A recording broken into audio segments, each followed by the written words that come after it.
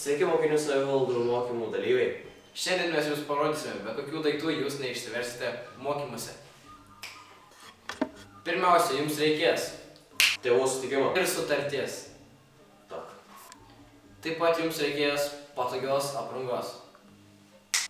Tai gali būti džemperis arba kokios treniginės kelnės. Mokymų metu jums gali būti šalta.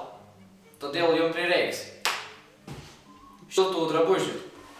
Bet gali būti taip, kad jums vis tiek bus šalta. Rokai, ar tau šalta? Taip.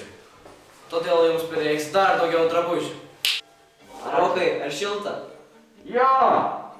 Viskas gerai. Mokymų metu visada likite ryšio zonoje, jeigu norėsite susisiekti su tėvais arba tėvai norės susisiekti su jumis.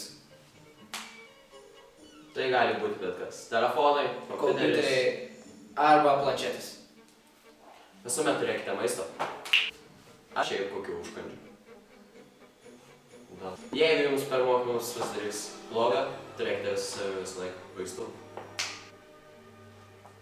Gripas. Jeigu jūs neturėsite ko veikti, visada su savimi turėkite stalo žaidimų. Tai gali būti bet kas. Monopolis, sudoku. Taip pat nepamirškite higienos priemonių.